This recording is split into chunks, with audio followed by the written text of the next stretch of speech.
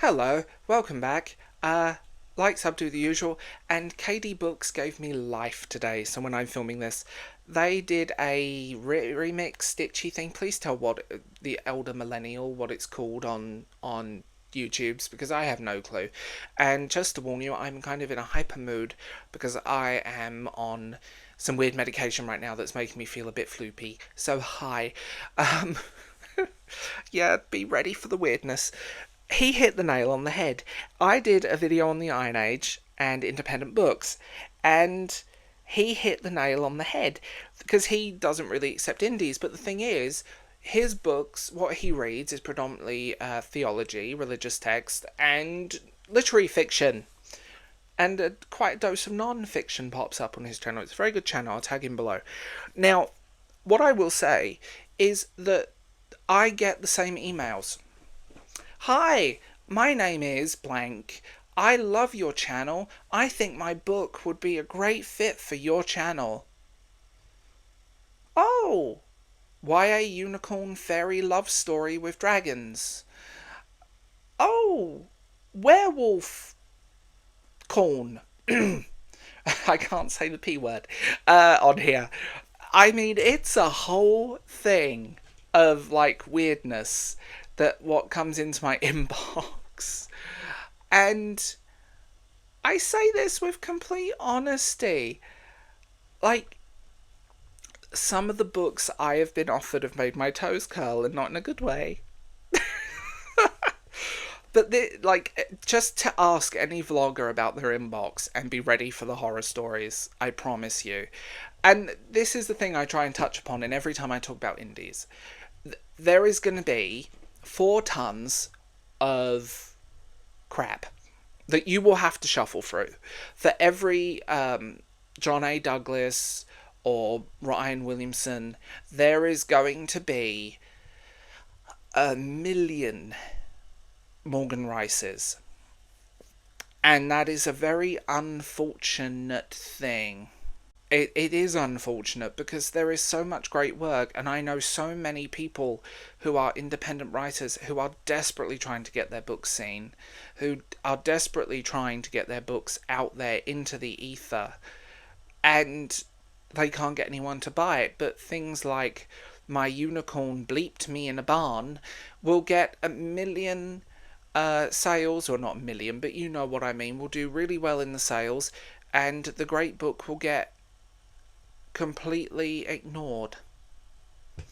And it's a very unfortunate situation because when it comes down to it, there's a lot of great fiction out there, but I want to say this to everyone who is trying to get their creative work seen.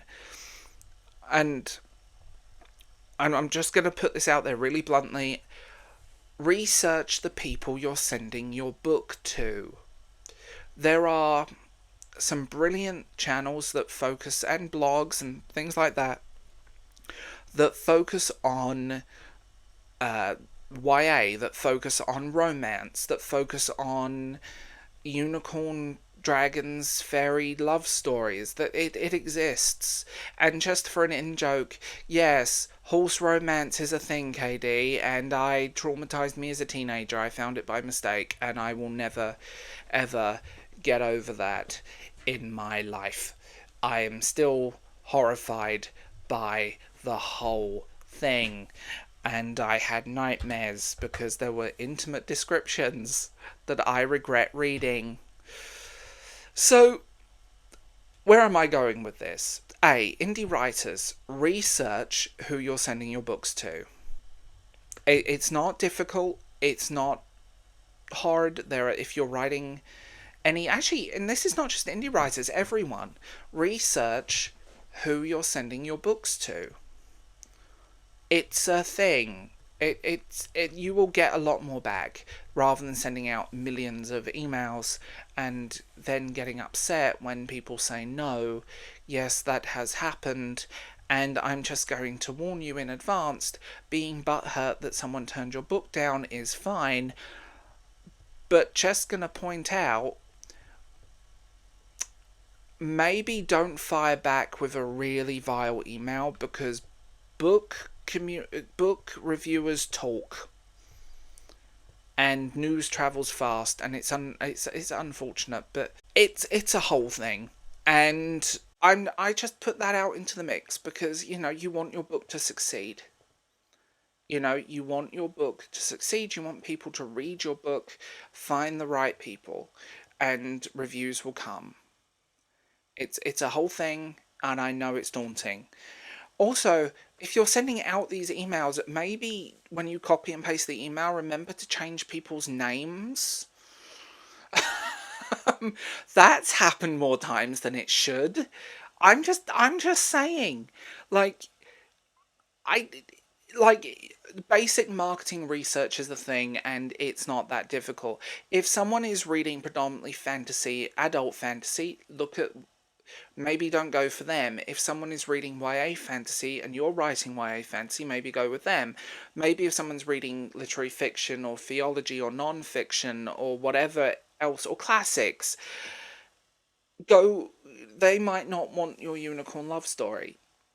And unfortunately, I say this with complete honesty, sometimes I have received things I say this, I people send me their book randomly, and I will have a look. And I want to say this, about 60% of the time it's a really good book and I'm really interested, and I'll do some reviews somewhere and things like that.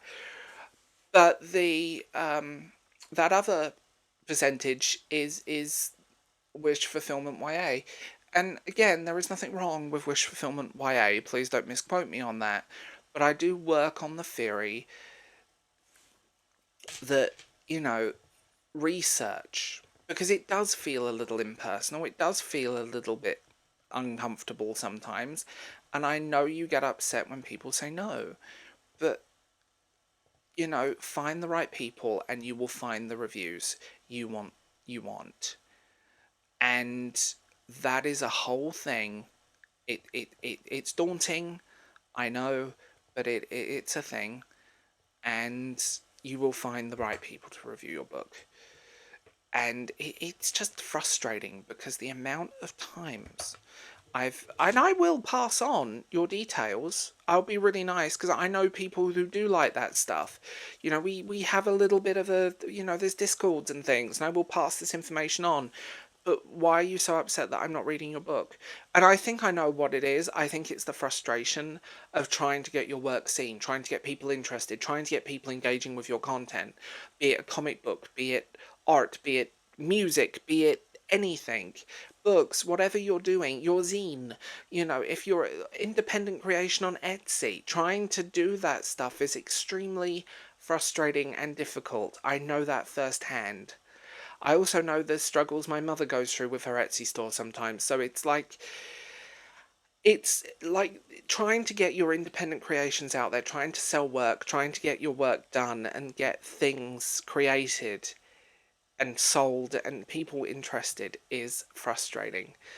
But what I will add is that research the channels you're looking for and don't be upset because, like I said, if a channel is reading predominantly books on theology, they're not going to be interested in fairy romance set in a high school in California. That book exists. Um, and it's a whole thing. But he hit the nail on the head in the best way possible. And I'm going to leave this here. So I will talk to you guys later, and I hope you have a wonderful day. Bye.